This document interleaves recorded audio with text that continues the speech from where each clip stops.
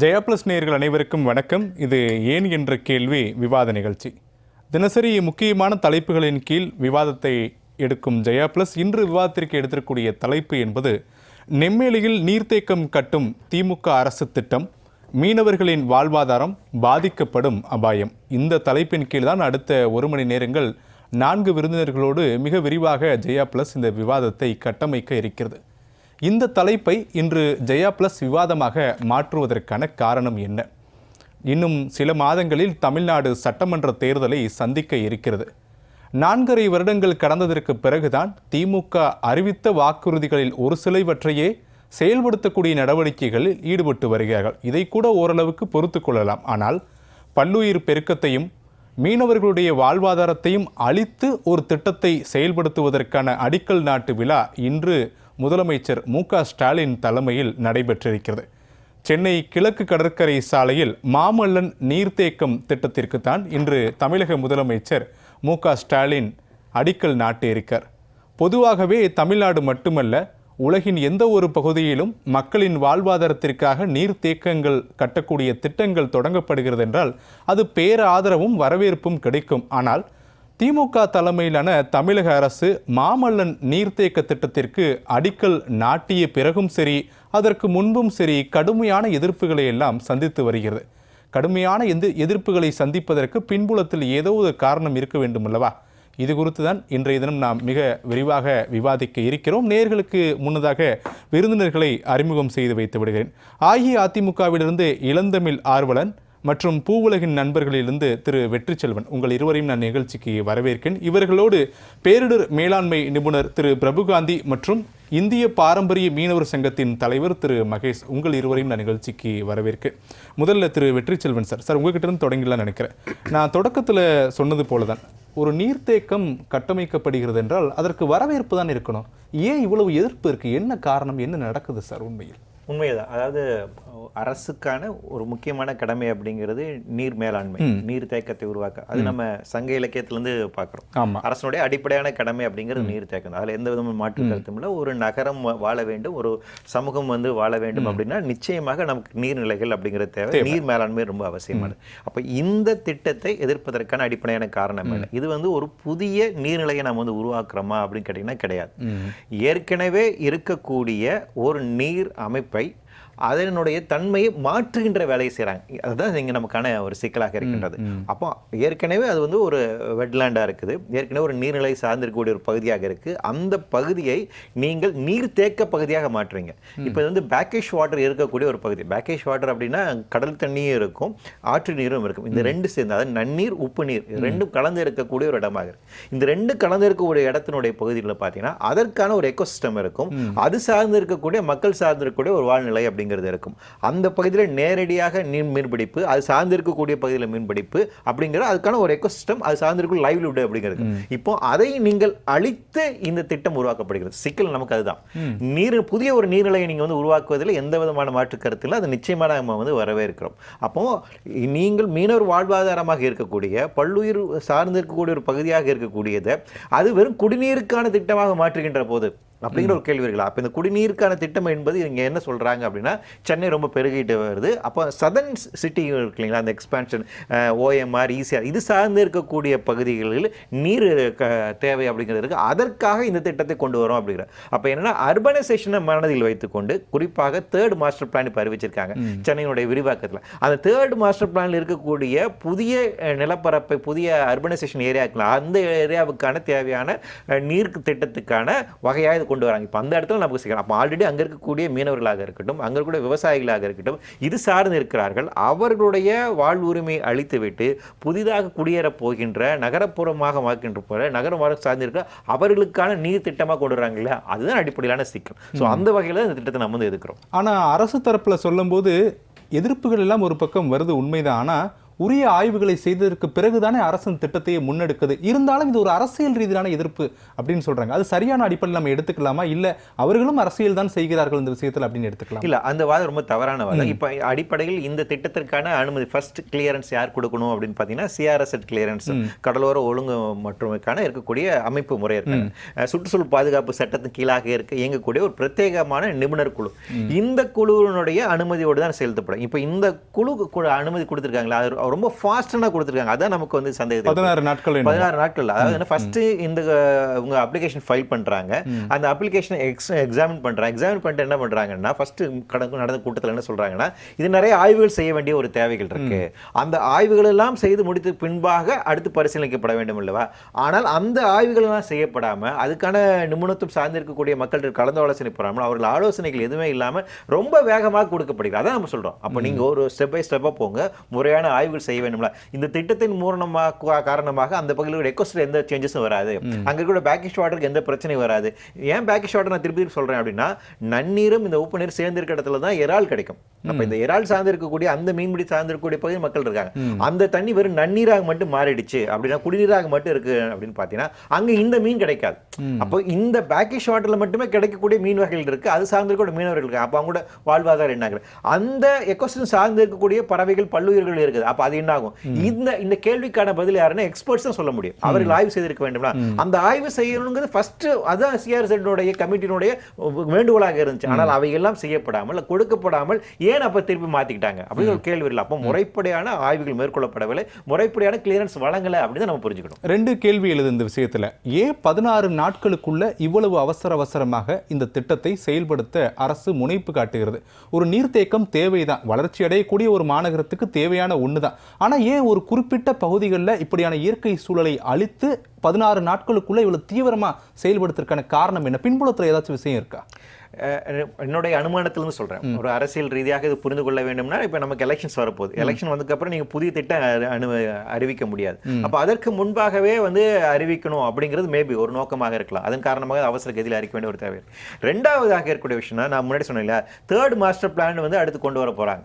சென்னைக்கான வந்துட்டு 3வது master plan. இந்த மாஸ்டர் பிளான் வந்து ஏன் ரொம்ப முக்கியம் நான் அழுத்தி சொல்றேன்னா, சென்னையில் அடுத்து எதெல்லாம் முதல்ல சென்னை முடிவு பண்ண போறாங்க. இப்ப சென்னை பழைய சென்னை கிடையாது இல்லையா? இப்ப நமக்கு வந்து திருவண்ணாமலை மாவட்டம் வரைக்கும் கிரேட்டர் சென்னை அப்படிங்கிறது வந்துருச்சு. முன்னாடி வந்து காஞ்சிபுரம், திருவள்ளூர், செங்கல்பட்டு தான் இருந்துச்சு. இப்போ அதை தாண்டி நாம வந்து திருவண்ணாமலை மாவட்டத்து வரைக்கும் போறோம், வேலூர் மாவட்டம் வரைக்கும் போறோம். அந்த பகுதியில் எல்லாமே இருக்கு. இந்த எல்லா பகுதிகளுமே நகரமயமாக்கல் வேகமாக வந்துட்டு அர்பனைசேஷன் பண்ணணும் அப்படிதான் வளர்ச்சின்னு முன்வைக்கப்படுகிறது.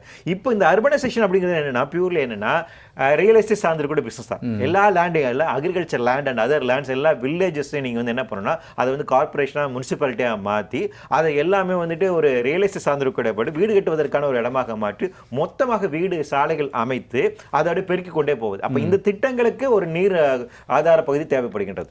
அப்ப அதை மையமாக வைத்து உருவாக்கப்பட்ட ஒரு திட்டமாக இருக்கு. அதான் நீங்க புரிந்து கொள்ள வேண்டும் அப்படின்னா, சென்னை சுத்தி இருக்கக்கூடிய பெரு அர்பன் ஏரியான்னு குறிப்பிட்டிருக்காங்க. இந்த சிஆர்எஸ் கிளியரன்ஸ் அதான் சொல்றாங்க. அவங்களே சொல்றாங்க சதர்ன் பார்ட் ஆஃப் தி சிட்டிக்கு வந்துட்டு நீர் தேவை இருக்குது.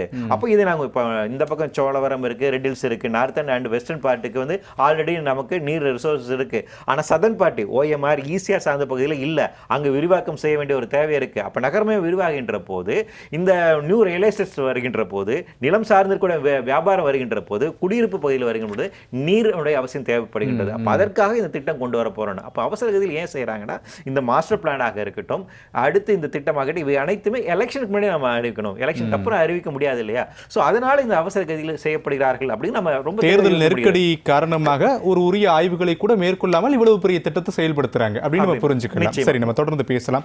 இளந்தமிழ் அருளன் சார், இன்று தமிழ்நாடு அரசு தொடங்கி இருக்கக்கூடிய இந்த திட்டத்திற்கு கடுமையான எதிர்ப்பு, மாமல்லன் நீர்த்தேக்கத்திற்கு. அதிமுகவினுடைய பொதுச் செயலாளர் திருமதி வி.கே. சசிகலா அம்மையார் அவர்கள் கூட இன்று அதனை குறித்தெல்லாம் ஒரு விரிவான அறிக்கையை வெளியிட்டிருக்காங்க. குறிப்பாக மீனவர்களுடைய வாழ்வாதாரத்தை இந்த திட்டம் கேள்விக்குறியாக்குகிறது, இயற்கைக்கு மாறான ஒரு செயலை தமிழ்நாடு அரசு செய்கிறது, இப்படியான வார்த்தைகளை எல்லாம் பயன்படுத்தி இருக்கிறாங்க. பல தரப்பிலிருந்தும் ஒரு கடும் எதிர்ப்பு என்பது இந்த திட்டத்திற்கு எழுந்திருக்கிறது. உங்களுடைய கருத்து?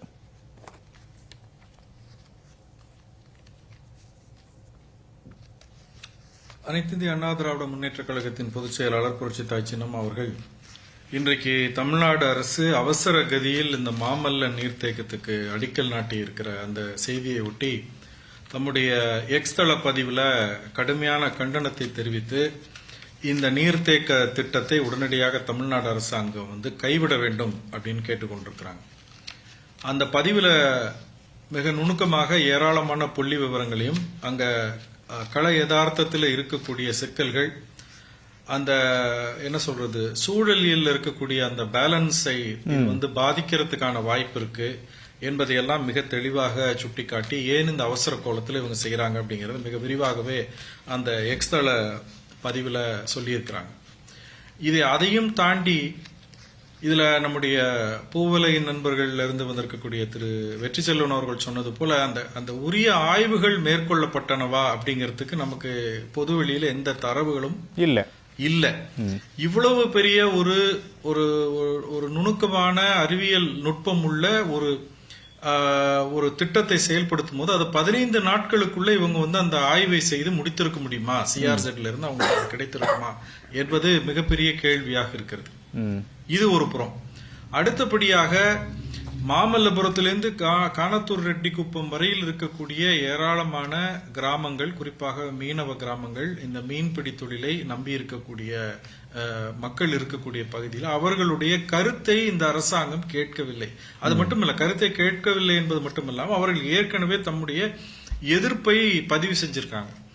அந்த எதிர்ப்பை எல்லாம் கண்டும் காணாமல் புறந்தள்ளிவிட்டு இவர்கள் அவசர கதியில் இதுல இந்த திட்டத்தை நடைமுறைப்படுத்துவதற்கு வேகப்படுத்துவதை மிகுந்த கண்டனத்துக்குரியது, மக்களுக்கு மிகப்பெரிய அபாயத்தை ஏற்படுத்தக்கூடிய விஷயமாக இருக்கிறது. இந்த திட்டத்தை நடைமுறைப்படுத்துறதுக்கு இந்த விளம்பர திமுக அரசாங்கம் சொல்லக்கூடிய காரணம் என்னன்னு கேட்டீங்கன்னா, சென்னை மாநகரத்துக்குள்ள இந்த மழை வெள்ள காலத்துல வடிகால் சரியாக இல்ல, அதுகளையெல்லாம் கொண்டு வெளியே சேர்க்கணும்னா பக்கிங்ஹாம் கால்வாய் வழியாக கொண்டு வெளியேற்றுவதற்கான திட்டத்தை முதல்ல அறிவிச்சாங்க. இரும்பு குழாய்கள் மூலமாக சரியான படி அந்த வடிகால் கொண்டு போய் கோவளத்துக்கு பக்கத்தில் இருக்கக்கூடிய அந்த முகத்துவாரத்துல கொண்டு சேர்க்கறதுக்கான வழியை செய்வதாக சொல்லிவிட்டு இப்ப அதையே கொஞ்சம் மாடிஃபை பண்ணி இந்த பக்கிங்ஹாம் கால்வாயில இப்படி அங்க இருக்கக்கூடிய சின்ன சின்ன ஏரிகள் இருக்கு அந்த பகுதியில், தையூர், சிறுதாவூர், மானாமதி போன்ற ஏராளமான, கிட்டத்தட்ட எனக்கு தெரிந்து அங்க 69 ஏரிகள், சின்ன சின்ன ஏரிகள் இருக்கு. அவையில இருந்து, அந்த ஏரிகளில் இருந்து வெளியேறக்கூடிய உபரி நீரையும் இதுல தேக்கி வைக்க போறோம் என்று சொல்லுகிறார்கள். இதற்கான ஆய்வுகள் மேற்கொள்ளப்பட்டிருக்கும். ஏன்னா நவம்பர் மாசம் தான் இதை பத்தின அந்த முதல் ஸ்டெப் அவங்க எடுத்து வைக்கிறாங்க. கடந்த பட்ஜெட்ல தான் இதுக்கான அறிவிப்பை வெளியிட்டிருக்கிறார்கள். அப்ப இவ்வளவு விரைவாக இந்த ஆய்வறிக்கையை, அந்த இதுக்கான ஆய்வுகளை செய்து முடித்திருப்பார்களா என்பது $1 மில்லியன் கொஸ்டின். ஏன்னு சொன்னா 4000 கோடி ரூபாய் பேக்கேஜ்ல சென்னை மழைநீர் வடிகாலுக்காக மட்டும் 4000 கோடி ரூபாய் செலவு செய்திருக்கிறேன் என்று சொல்லக்கூடிய இந்த விளம்பர திமுக எதுவுமே செய்யாமல் அந்த பணம் என்ன ஆச்சு, எதற்காக செலவழித்தார்கள், அது எங்கே போனது என்று தெரியாத இருக்கக்கூடிய நிலையில அதே காரணத்தை சொல்லி இன்னொரு புதிய திட்டத்தை, அதுவும் அந்த மீனவ கிராமங்கள்ல கடற்கரை ஓரம் வாழக்கூடிய அந்த கிராமங்கள் மட்டுமில்லாம கடல்வாழ் உயிரினங்கள், அந்த பயோடைவர்சிட்டி என்று சொல்லக்கூடிய அந்த ஒழுங்கையே சீர்குலைக்கக்கூடிய ஒரு மோசமான வேலையில் இறங்குறாங்க. அது மட்டுமல்ல, எந்த விதமான அந்த தண்ணீரை தேக்கி வைப்பதற்கான வாய்ப்பு வசதிகள் இல்லாத போது அந்த பகுதியில் இருக்கக்கூடிய நிலங்களை எல்லாம் கையகப்படுத்தி அங்க ஆழப்படுத்தி உருவாக்குகிறோம் என்று சொன்னால், ஏற்கனவே கடற்கரையிலிருந்து 2 கிலோமீட்டருக்கு மேல உப்பு நீர் உட்புகுந்திருக்கிறது என்பது பல ஆய்வறிக்கைகள் சொல்லியிருக்கு. அப்ப அது இன்னும் மேற்கொண்டு இங்க தண்ணீரை தேக்கும் பொழுது அந்த சாயில் லூசா போகிற வேகத்துல இந்த உப்பு நீர் உள்ள ஏறக்கூடியது நிலத்தடி நீரை பாதிக்கக்கூடிய வாய்ப்பு, ஆபத்து அதிகமாக இருக்கும் பொழுது இந்த ஒட்டுமொத்த நீர்த்தேக்கத்தில் இருக்கக்கூடிய எல்லா தண்ணியுமே உப்பு தண்ணியா போயிருச்சுன்னா இத்தனை கோடி ரூபாய் செலவு செய்து இத்தனை லட்சக்கணக்கான மக்களுடைய அந்த வாழ்வாதாரத்தை கெடுத்து, கடல்வாழ் உயிரினங்கள் கடல் வளங்களை கெடுத்து, இதை செய்ய வேண்டிய தேவை என்ன என்பதுதான் அந்த பகுதியில் இதுக்கு எதிர்ப்பு தெரிவிக்கக்கூடிய மக்கள் மட்டுமல்ல, சுற்றுச்சூழல் ஆர்வலர்களும் சரி பொதுமக்களும் சரி வைக்கக்கூடிய மிகப்பெரிய கேள்வியாக இருக்கிறது, அரசுக்கு தெரிவிக்கக்கூடிய எதிர்ப்பாக இருக்கிறது. அப்படிங்கிறத நான் என்னுடைய முதல் கட்ட கருத்தா நான் பதிவு செய்கிறேன். சரி, நம்ம தொடர்ந்து பேசலாம். எழுந்தமிழர்கள் திரு மகேஷ் சார், மாமல்லன் நீர்த்தேக்க திட்டம் இன்று அடிக்கல் நாட்டப்பட்டு விட்டது. நான் பேசும்போது தரவுகள் அடிப்படையில் பேசுவேன், அந்த கருத்தை பதிவிடுவேன். இதற்கு முன்பு பேசிய வெற்றி செல்வன் சார் ஆய்வுகள் அடிப்படையில் அவருடைய கருத்துக்களை சொல்லியிருப்பார். ஆனால் நீங்கள் தான் வாழ்வாதாரம், அங்கே இருக்கக்கூடிய கள சூழல்களை அப்படியே பிரதிபலிக்கக்கூடிய நபராக இருக்கிறீங்க. உண்மையில் இந்த திட்டம் வரவேற்கத்தக்கது அப்படின்னு எடுத்துக்கலாமா, இல்லை எங்களுடைய வாழ்வாதாரத்தை அளிக்கக்கூடிய ஒரு திட்டமாக மாறிடுச்சுங்க அப்படின்னு நீங்கள் சொல்கிறீங்களா? எப்படி எடுத்துக்கலாம்? இந்த வரவேற்கக்கூடிய திட்டம் அப்படின்றது வந்து பொது வெளியில் வந்து ஒரு குடிநீருக்காக வந்து ஒரு திட்டத்தை வந்து கவர்மெண்ட் கொண்டு வராங்க. அப்போ அதை எதுக்குறாங்கன்னா வந்து இவங்க மக்கள் விரோதிகள் அப்படின்ற மாதிரியான ஒரு தோற்றத்தை ஏற்படுத்தக்கூடும். ஆனால் உண்மை அப்படி இல்லை. இது முதல் கட்டம்லாம் இல்லை. இதுக்கு முன்னாடியே வந்து கடல் நீரை குடிநீராக்கும் திட்டம்ன்ற பேரில் வந்து அதே பகுதியில், அது நெம்மேலி பகுதியில் சூடேரி காட்டுக்குப்பத்தில் வந்து முதல் முறையாக ஒரு பிளான்ட்டை வந்து போடுறாங்க. அதுக்கு அடுத்தபடியாக தொடர்ச்சியாக அடுத்தடுத்த பிளான்ட்டுகளை வந்து அந்த இடத்துல போடுறாங்க. அந்த தண்ணி எல்லாம் இங்கே இருக்கக்கூடிய சென்னையில் வாழக்கூடிய மக்களுக்கு முழுமையாக வந்து சேருகிறதான்றதை வந்து யாராவது பேக் செக் பண்ணி பார்த்தாங்களா? அது எல்லாமே யாருக்காக செய்கிறாங்கன்னா, அங்கே இருக்கக்கூடிய, அதாவது சிறுசேரி பகுதிகளிலையும் சுற்றி இருக்கக்கூடிய பல்வேறு பெருமுதலாளிகளுடைய கம்பெனிகளுடைய ஃபேக்ட்ரிஸுக்கு தான் அந்த தண்ணி போகுது பெருமளவில். அது போக மிச்சமாக வரக்கூடிய ஏதோ கொஞ்சம் ஒரு 10% 20% தான் மக்களுடைய பயன்பாட்டுக்கு வருதே தவிர, சென்னையினுடைய மாநகராட்சியினுடைய மக்கள் பயன்பாட்டுக்கு வருதே தவிர, பெரும்பான்மையாக அங்கே எடுக்கப்படக்கூடிய தண்ணி எல்லாமே வந்து கடற்கரை குடிநீர் திட்டம் மூலமாக எடுக்கக்கூடிய தண்ணி எல்லாமே வந்து இந்த ஃபேக்ட்ரிஸ் தான் போயிட்டு இருக்கு இன்னைக்கு வரைக்கும். ஸோ இதில் இருக்கக்கூடிய பிரச்சனையே வந்து வெளியே மக்கள்கிட்ட ஒரு ஒரு தோட்டத்தை வந்து இது பண்ணுறாங்க. இது வந்து குடி தண்ணீர் வந்து நாங்கள் வந்து இது பண்ண போகிறோன்ற மாதிரி காட்டுறாங்களே தவிர, இப்போ இதை பார்த்தீங்கன்னா இதில் வந்து இப்போ 375 கோடி அல்லது 415 கோடின்ற மாதிரி சொல்கிறாங்களே தவிர, இது முழுமையாக செயல் திட்டத்துக்கு வரும்போது குறைந்தபட்சம் 1000 கோடி ரூபாய் செலவாகுன்றது வந்து வல்லுநருடைய கருத்துக்களாக இருக்கு. ஸோ இந்த 1000 கோடி ரூபாயில் இவங்க கமிஷனாக இந்த அதிகாரிகளும் மேல்மட்டத்தில் இருக்கக்கூடியவங்களும் பிரிக்கக்கூடியது பார்த்தீங்கன்னா பாதிக்கு பாதி இவங்க எடுத்துகிட்டு போவாங்க. இது பார்த்தீங்கன்னா ஒரு 500 கோடி ரூபாய் வரைக்கும் கூட இதில் ஊழல் செய்யப்படக்கூடிய அல்லது கையாடல் செய்யக்கூடிய வாய்ப்பு இருக்கக்கூடியதாக தான் நம்ம பார்க்குறோம். ஸோ இவங்களுடைய திட்டங்கள் எல்லாமே இந்த விஷயத்தை பொறுத்த வரைக்கும் எப்படி இருக்குதுன்னா, எப்படி இந்த காசை நேரடியாக கையிலிருந்து எடுக்க முடியாது. ஒரு திட்டத்தின் மூலமாக அந்த காசை பங்கு போடுறதுக்காக அதிகாரிகளுடைய முன்னேற்பாட்டில் இந்த விஷயம் நடக்கிறதாகத்தான் நான் பார்க்குறோம். ஸோ அந்த அடிப்படையில் உண்மையாகவே இது நடைமுறை சாத்தியம் உள்ளதான்றதை பார்க்கணும். ஏற்கனவே தோழ சொன்ன மாதிரி இது செயல்பாட்டுக்குள்ள வர வாய்ப்பு இருக்குதான்றது வந்து மிகப்பெரிய கொஸ்டின் மார்க். எப்படி ஒரு சேது கால்வாய் திட்டம்ன்ற பேரில் ஒன்றை கொண்டு வந்து கடலுக்குள்ளேயே நாங்கள் வந்து தூர்வாரோன்ற பேரில் ஒரு திட்டத்தை கொண்டு வந்தாங்க. கடலுக்குள்ளே எப்படி நீ தூர்வார முடியும்? அது எப்படி நிரந்தரமாக வந்து அது இருக்கும்? இன்னைக்கு வந்து கப்பல்களை கொண்டு வந்து பல்வேறு இடங்களில் வந்து தூர்வாரன்ற பேரில் பண்ணாங்க. அந்த திட்டம் இப்போ அந்த கால்வாய் இருக்குதான்னு பார்த்தீங்கன்னா இல்லை, கடலுக்குள்ளே தூர்வார முடியாது. அதே மாதிரி இது ஒரு சமதள பரப்பில் இருக்கக்கூடிய ஒரு இடம். இந்த இடத்துக்குள்ள ஏற்கனவே அது பார்த்தீங்கன்னா அந்த இப்போ அந்த ஏரின்னு சொல்லக்கூடிய பகுதி வந்து உப்பளமாக இருந்தது, உப்பு எடுக்கக்கூடிய ஒரு பகுதியாக இருந்தது. இது வந்து மன்னராட்சி காலத்திலேயே, அது பல்லவர ஆட்சி காலங்களிலேயே உருவாக்கப்பட்ட ஒரு ஏரி உப்பங்கழி. அந்த உப்பங்கழியில் பிற்பாடு அந்த நம்ம பக்கிங்காம் கால்வாய் வந்து இதை கடந்து போகிற மாதிரியான ஒரு போக்குவரத்து பகுதியாக அது இருந்தது. அதே நேரத்தில் மீனவர்களுடைய, அதாவது கடல் சீற்றமாக இருக்கக்கூடிய காலகட்டங்களில், பெரும்பாலான காலகட்டங்களில் இயற்கை சூழல், கடலுக்கு செல்லக்கூடிய இயற்கை சூழல் இல்லாத காலகட்டங்களில் இந்த பகுதிகளில் தான் வந்து மக்கள் மீன்பிடித்து வாழக்கூடிய ஒரு இடமா இருக்குது. இன்னைக்கு பார்த்தீங்கன்னா 20,000 குடும்பங்கள் அந்த இடத்துல வந்து மீன்பிடி தொழில் செஞ்சுட்டு இருக்கிறாங்க. 1-2 இல்லை, 20,000 குடும்பங்கள், கிட்டத்தட்ட 16 மீனவ கிராமங்கள் வந்து அந்த இடத்துல வந்து மீன்பிடி தொழில் பண்ணுறாங்க. இப்போ அடிஷனலாக பழைய காலத்தில் தான் எங்களுக்கு வந்து இயற்கை சூழல் இருந்துச்சு. இப்போ பார்த்தீங்கன்னா வந்து 2 மாதத்துக்கு மேலே நம்ம வந்து மீன்பிடி தடைக்காலம்ன்ற பேரில் ஒரு திட்டத்தை கொண்டு வராங்க. அதன் மூலமாகவும் அந்த காலகட்டங்கள்லையும் நம்முடைய மக்கள் வந்து அந்த இடத்துல வந்து மீன்பிடி தொழில் பண்ணுறாங்க. மீனவர்கள் மட்டும் இல்லாமல் இருளர், பழங்குடி சமுதாயமாக இருக்கக்கூடிய இருளர்களும் அந்த இடத்துல வந்து இறால் மாதிரி நண்டு பிடிக்கக்கூடிய தொழிலை வந்து அந்த இடத்துல பண்ணுறாங்க. ஸோ இப்படி அந்த பகுதியினுடைய பூர்வகுடி மக்களுடைய வாழ்விட பகுதியாக, வருமானத்தை ஈட்டு தரக்கூடிய பகுதிகளாக, அந்த 20,000 குடும்பங்களை வாழ்விக்கக்கூடிய ஒரு இடமாக இருக்கக்கூடிய இடத்த வந்து இவங்க வந்து ஒரு நைட்டில் வந்து அதை விட்டு நீங்கள் வெளியே போங்கன்ற மாதிரி சொல்கிறதும், அந்த இடத்துல வந்து நாங்கள் தண்ணியை தேக்க போகிறோன்றது சொல்கிறதும், அங்கேருந்து குடி தண்ணியை எடுத்து வந்து யாருக்கு கொடுக்க போகிறீங்க? இதே பகுதியில், அதே மீனவ கிராமத்தில் சொன்ன மாதிரி சூழேரி காட்டுக்குப்பத்திலையும் நெம்மேலிலையும் போடப்பட்டிருக்கக்கூடிய கடற்கரை குடிநீர் திட்டம் மூலமாக அந்த பகுதியில் இருக்கக்கூடிய மக்களுக்கு வந்து ஒரு சொட்டு தண்ணீர் கூட இவங்க கொடுக்கல. இப்போ அதே மாதிரி அந்த மக்கள் விழிப்போடு இருக்கிறாங்க. இவங்க நினைக்கிற மாதிரியெல்லாம் இதெல்லாம் பழைய காலம் மாதிரிலாம் கிடையாது. இப்போ நினைச்ச உடனே திட்டத்தை போட்டு அந்த இடத்துல வந்து நடத்திட்டு போகிறதெல்லாம் நடக்காது. ஒட்டுமொத்த மீனவ மக்களுமே வந்து கொந்தளிச்சு போய் கிடக்கிறாங்க. ஏன்னா அவங்களுக்கு இதே அருகாமல் இருக்கக்கூடிய கோவளத்தில் இருக்கக்கூடிய மக்களுக்கு வந்து நீலக்கொடி திட்டம், இதுக்கு கூட சேர்ந்து அதையும் சொல்லியிருக்கிறாங்க. நீலக்கொடி திட்டம் மூலமாக அந்த கடற்கரையை மீனவருடைய வாழ்விட பகுதியாக இருக்கக்கூடிய வருமானத்தை ஈட்டு தரக்கூடிய, அதாவது பெருவலை இழுக்கக்கூடிய அந்த கடலோர பகுதியை வந்து நீலக்குடி திட்டம்ன்ற பேரில் அபகரித்து அங்கே வந்து உங்களுக்கு வந்து நாங்கள் வந்து கடைகளை போடுறதுக்கும் உங்களுக்கு அங்கே பார்க்கிங் மாதிரியான விஷயங்களுக்கும் எல்லாமே வந்து உங்கள் ஊருக்கு தான் கொடுப்போன்ற மாதிரி வாக்குறுதிகளை கொடுத்து அந்த இடத்த வந்து அபகரித்து எடுத்தாங்க. மக்களுடைய எதிர்ப்புக்கு பேரில் பேச்சுவார்த்தையின் பேரில் அந்த இடத்த வந்து தமிழக அரசு எடுத்தாங்க. ஆனால் இன்னைக்கு பார்த்தீங்கன்னா அங்கே படம் கட்டி தான் அந்த கடற்கரைக்குள்ள போக முடியும். பொதுமக்களும் இலவசமாக பார்த்துட்டு இருந்த கடற்கரையில் இன்னைக்கு கால் வைக்கணும்னா அந்த நீலக்குடி திட்டம் ஏற்படுத்தப்பட்டிருக்கக்கூடிய கோலம் பகுதியில் நீங்கள் கட்டணம் செலுத்தி தான் அந்த கடற்கரைக்குள்ள போக முடியும். மீனவர்களுக்கும் அந்த அந்த அந்த கட்டணத்தை தான் அவங்க வந்து நிர்ணயம் பண்ணியிருக்காங்க. எங்களுடைய இடம், எங்களுடைய வாழ்விட பகுதி, நாங்கள் மீன்பிடி தொழில் செஞ்சுட்டு இருந்த கரவேலைப்பாடு வச்சிருந்த பகுதியை வந்து இன்னைக்கு நானே அரசுகிட்ட அனுமதி இல்லாமல் அந்த இடத்துல வந்து கால் வைக்க முடியாத சூழலை உருவாக்கியிருக்காங்க. இதே சூழல் கண்டிப்பாக அந்த இந்த நீர்த்தேக்கம் பகுதியிலும் இந்த ஆற்றுப்போத்தோர பகுதியிலும் எங்களுக்கு ஏற்படுகின்ற விழிப்புணர்வு 20,000 குடும்பங்களுக்கும் இருக்குது.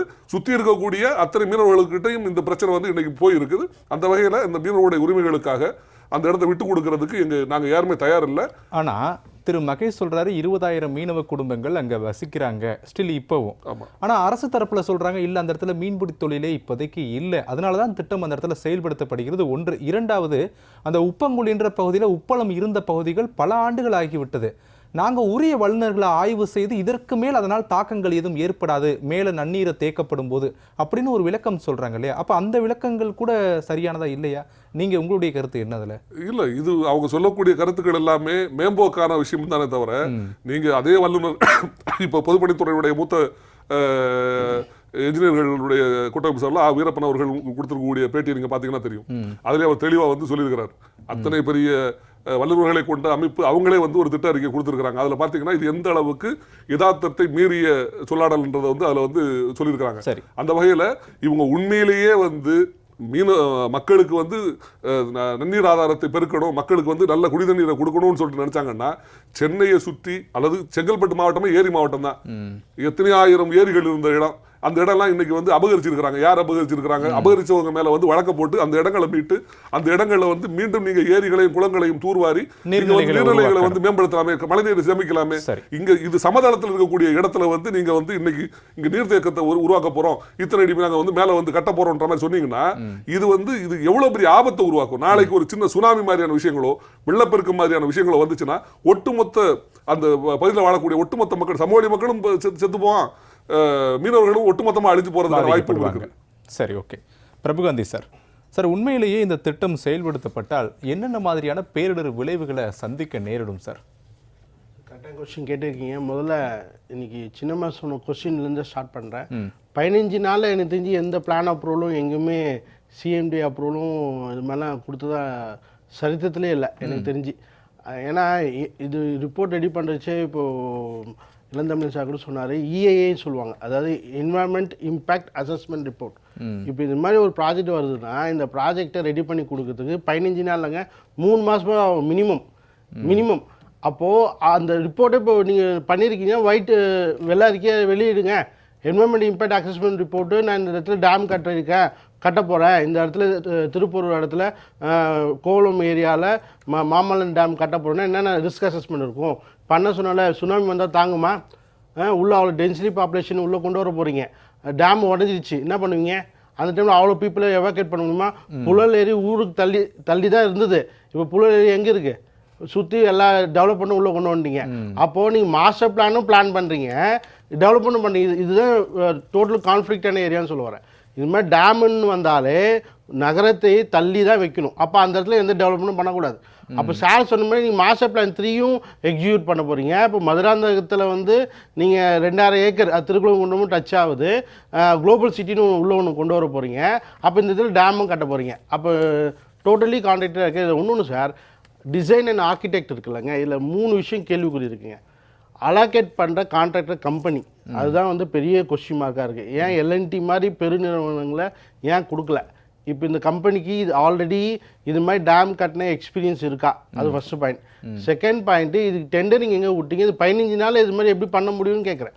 திருப்பி ஓப்பன் டெண்டரிங்ல எத்தனை கம்பெனிஸ் வந்தது, அதை எப்படி ஃப்ரீஸ் பண்ணீங்க, யாருக்கு கொடுத்தீங்க, அது வெளியே கேளு சார். ஒன்றும் பாயிண்ட் சொல்லுங்கள் சார். 15 நாளில் உங்களால் டேமுக்கு பர்மிஷன் கொடுக்க முடியுது. எத்தனை ஃபேக்ட்ரிஸு ரியலாக ஓப்பன் பண்ணுறதுக்கு பர்மிஷன் இல்லாமல் இருக்குது? நீ ஆஸ் ப்ரொசீஜர் ஃபாலோ பண்ண 30 நாள் ஆகும் டிமில் லைசன்ஸ் வாங்குறதுக்கு. எத்தனையோ வேர் ஹவுஸ் கட்டிட்டு டிடிசி அப்ரூவ் வாங்க 3 மாதம் ஆயிருக்குங்க. எனக்கு தெரிஞ்சு 9 மாதம் ஆன அப்ரூவல் கோர்ஸ் வெயிட் பண்ணலாம் கூட இருக்குது. சிங்கிள் விண்டோ போர்ட்டல் சிஸ்டம்னு ஒன்று சொல்கிறாங்க, அது பிரகாரம் போனால் கூட மினிமம் 30 டேஸ் ஆகும்.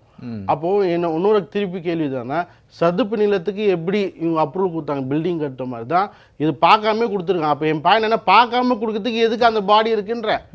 இப்போ கோஸ்டல் டிபார்ட்மெண்ட்டோட கோஆர்டினேஷனும் சார், திருப்பி சொல்லுங்கள் சார், மல்டி டிபார்ட்மெண்ட் கோஆர்டினேஷன்ஸ் இருக்கணும் சார். அப்படி இருந்தால் தான் எந்த விஷயமும் வந்து ஓப்பனாக சக்ஸஸ் பண்ண முடியும். அதே மாதிரி இப்போ மகேஷ் என்ன சொன்ன மாதிரி எனக்கு தெரிஞ்சு இந்த திட்டத்தால், ஏன்னா இப்போ ஹைடெக் சிட்டி மாதிரி உள்ள சென்னை உள்ளே கொண்டு வராங்க, குளோபல் சிட்டி பக்கத்தில் உள்ளே வரப்போகுது, அங்கே மினி ஜப்பான் மினி சிங்கப்பூர் மாதிரிலாம் உள்ளே கொண்டு வந்துட்டா இந்த மீனவர்களோட வாழ்வாதாரத்தை அப்படியே தூக்கி இந்த இடத்துல மீனே வராதுன்னா தூக்கி உணவத்தை தூக்கி அடிக்கணும்ல. அப்போ அந்த சிட்டியை விட்டு அவுட்ரா வெளியே எவாக்கேட் பண்ணுறதுக்கான மாஸ்டர் பிளானாக இருக்கும்னு நான் நினைக்கிறேன். மெட்ராஸோட மாஸ்டர் பிளானாக இருக்கும் இல்லையோ, மீனவர்களுடைய அந்த இடத்த வாழ்வாதாரத்தை வந்து, ஏன்னா அந்த இடத்துல மீன் வரலன்னா ஆகும், அவங்க வெளியே போய் தானே ஆகணும். உப்பு நீராக இருக்கிற வரைக்கும் தான் அந்த ஏரியா வந்து மீன் வளம் இருக்கும், எல்லாமே நடக்கும், கடல் நீர்லாம் நடக்கும்.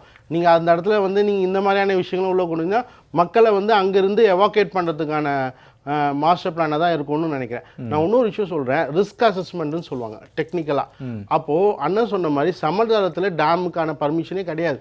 ஏன் கொடுக்குறீங்க, அது இயற்கையாகவே இல்லைன்னு சொல்கிறேன். டிசைன் அண்ட் ஆர்கிடெக்ட் சொல்கிறாங்க பார்த்தீங்கன்னா, அந்த டிசைன் அண்ட் ஆர்கிடெக்ட்லேயே நீங்கள் அப்போது நீங்கள் திருப்பி குழி தோண்டுவீங்க. அப்போ குழி தோண்டினா அது எவ்வளோ டெப்த்து போகும், அது ஒன்று இருக்குல்ல. அப்போ இயற்கையாக அமைந்த இடமே இல்லையா, இல்லை ஒன்று 5000 ஏக்கர் லேண்டு வந்து இதுக்குன்னு அலாக்கேட் பண்ணி லாக் ஆக போகுது. அப்போ அதை சுற்றி மற்ற இன்ஃப்ராஸ்ட்ரக்சர் டெவலப்மெண்ட்லாம் நடக்கும். நான் ஒன்றும் ரொம்ப சிம்பிளாக சொல்கிறேன், அந்த இடத்துல நீங்கள் டேம் ஷுவராக வேறு எந்த விதமான ஆக்கப்பூர்வமான எந்த விஷயமும் பண்ண மாட்டேங்கிறது எந்த கேரண்டி? அப்போ குளோபல் சிட்டி வருமா வராதா? குளோபல் சிட்டிக்கு நீங்கள் பர்மிஷன் கொடுப்பீங்களா கொடுக்க மாட்டீங்களா? அப்போ இதையும் அதையும் கனெக்ட் பண்ணாலே கான்ட்ராக்ட் ஆகுது சார். சீரியஸாக சொல்ல சார், பரந்தூர் ஏர்போர்ட் சார் இதேமாதிரி ப்ராப்ளம் வந்தது. Environment impact assessment report pass ஆயிடுச்சு, அதனால தான் இப்போ வருது. ஓகேங்களா? அப்போ இந்த திட்டம் வந்து பெருநகரத்திற்கு ஒரு பெரும் அச்சுறுத்தலாக தான் அமையும் இந்த திட்டம் செயல்படுத்தப்பட்டாலும். அதான் பிரபுகாந்தி சொல்ல வர. அதாவது மக்கள் வந்து எப்பவுமே பயத்தோட இருக்கிற மாதிரி ஒரு சூழ்நிலை. ஏன்னா இப்போ மழை பெய்ஞ்சு வச்சுக்கோங்க, டேமை வந்து இப்போவே அப்னாபுலா, அதாவது தந்து விட்டுறாங்க, கொஞ்சம் தந்து விட்டாலே. அப்போ இப்போ எப்பவுமே ஒரு ஒரு பாம் எப்போ வெடிக்கும்னு சொல்லுவாங்க பார்த்தீங்களா, அந்த மாதிரி எப்பவுமே ஓப்பன் ரிஸ்க்ல வச்சிருக்கிற மாதிரி தான். இந்த கிழக்கு கடற்கரை சாலையை ஒட்டி இருக்கக்கூடிய பகுதியில் வசிக்கக்கூடிய மக்களுக்கு ஒரு புதிய அச்சுறுத்தலை உருவாக்குறாங்க திட்டத்தின் மூலமா. அப்படிதான் பிரபுகாந்தி சொல்றாங்க. சரி, நான் உங்களுடைய கருத்தை எடுத்துக்கிறேன், தொடர்ந்து பேசலாம். வெற்றி செல்வன் சார், சார் பூவுலகின் நண்பர்கள் இதற்கு முன்பு ஒவ்வொரு முறையுமே மழைக்காலங்களின் போது பேரிடர் குறித்தான அறிவுறுத்தல்களை வழங்கிக்கிட்டே இருப்பாங்க. தமிழ்நாடு அரசு குறிப்பிட்ட இடங்களை தூர்வாருங்க, நீர்நிலைகளை பாதுகாங்க, இதுதான் மக்களை பாதுகாக்கும் அப்படின்னு சொல்லிட்டே இருப்பாங்க. இந்த திட்டத்தை தொடங்கும் போது கூட தமிழ்நாடு முதலமைச்சர் ஸ்டாலின் ஒரு வார்த்தையை பயன்படுத்துகிறார், வெள்ள நீரை தடுப்பதற்கான ஒரு திட்டமாகவும் இது இருக்கும். ஏற்கனவே சென்னை மற்றும் சென்னையை சுற்றி இருக்கக்கூடிய பகுதிகளில் இருக்கக்கூடிய அந்த நீர்நிலைகளை தூர்வாரி அதை சேமிச்சாலே வெள்ளம் ஓரளவுக்கு தடுக்கக்கூடும். இது பூவுலகின் நண்பர்களுடைய ஒரு ஸ்டேட்மெண்ட் கடந்த காலங்களில். ஆனாலும் அதை தாண்டி இந்த திட்டங்கள் தொடங்கப்படுகிறது. அப்போ உண்மையிலே ஒரு இருக்கக்கூடிய ஒரு நீர்நிலையை விட்டுவிட்டு புதிதாக உருவாக்குறதுக்கான ஒரு நோக்கமாக பார்க்க முடியுமா? இல்லை அந்த வேலைகள்லாம் செய்ய முடியாது, இந்த புதிய வேலைகள் செய்தால் மட்டும்தான் உண்மையிலேயே வெள்ள தடுப்பை தடுக்க முடியுமா? எப்படி புரிஞ்சுக்கலாம் அனுபவத்தில்? இப்போ சென்னைக்கான வெள்ள தடுப்பு அப்படிங்கிறது எப்படி நீங்கள் மேற்கொள்ள முடியும் அப்படின்னா, 3 விதமானது. ஃபர்ஸ்ட் வந்து என்னன்னா, சென்னைக்கான தண்ணீர் எங்கேருந்து நமக்கு வருது. சென்னையில் 3 நதிகள் ஓடுது இல்லையா, நமக்கு வந்துட்டு கொற்றலை இருக்குது, அப்புறம் அடையார் இருக்குது, கூவம் இருக்குது. இவை எல்லாமே மற்ற மாவட்டங்கள்லேருந்து தான் ஆரிஜின் ஆகி வருது. அது செங்கல்பட்டு, காஞ்சிபுரம், திருவள்ளூர், இந்த 3 மாவட்டங்கள் இருக்கக்கூடிய நீர்நிலைகள் அதிலிருந்து உருவாகக்கூடிய ஆறாக தான் இருக்குது. அவையெல்லாம் சேர்ந்து சிட்டிக்குள்ளே என்டர் ஆகுது. அப்போது அந்த நீர்நிலைகள் வந்து பாதுகாக்கப்பட்டால் சென்னை பாதுகாக்கப்படும். அதனால தான் வந்து பரந்தூரை நம்ம வந்து எதிர்க்கிறோம். பரந்தூரை நீங்கள் அங்கே அழிச்சிங்க அப்படின்னா அது இங்கே டிஸ்டர்ப் பண்ணும் அப்படின்னு. அப்போ என்னன்னா, உங்களுக்கு வடபகுதியிலிருந்து வரக்கூடிய தண்ணீரை வந்து ஊருக்குள்ள வரும்போது அது நீங்கள் முறைப்படுத்த வேண்டும், அந்த பகுதியில் பாதுகாக்க வேண்டும். 2வது, ஒரு நீர் மேலாண்மை அப்படிங்கிறது எப்படின்னா, வெள்ளம் வருகின்ற அந்த பகுதி, அந்த ஆறு இருக்குல்ல, அது தந்து வெள்ள வடிகால் பகுதின்னு வச்சிருப்போம். ஒரு ஆறு வந்து பார்த்தீங்கன்னா நம்ம தமிழகத்தை பொறுத்த சவுத் இந்தியாவை பொறுத்த வரைக்கும் பார்த்தீங்கன்னா வற்றாத ஜீவநதி வருடம் தண்ணி ஓடுமா கேட்டால் கிடையாது. 6 மாதத்துக்கு தண்ணி இருக்கும், 6 மாதம் தண்ணி இருக்காது. அப்போ அதோட ஹை லெவல் எந்த அளவுக்கு போகுமோ அதுக்கு அளவுக்கு நமக்கு அந்த ரிவர் பெட் அப்படின்னு இருக்கணும். அதுக்கு மேல அதுக்கு எக்ஸஸா வந்துச்சுன்னா அது வடிஞ்சு போவதற்கான இடம் வேணும். அதாவது வெள்ள வடிகால் பகுதி, அதுதான் நமக்கான பாதுகாப்பு. அந்த வெள்ள வடிகால் பகுதி அப்படிங்கிறது இல்ல.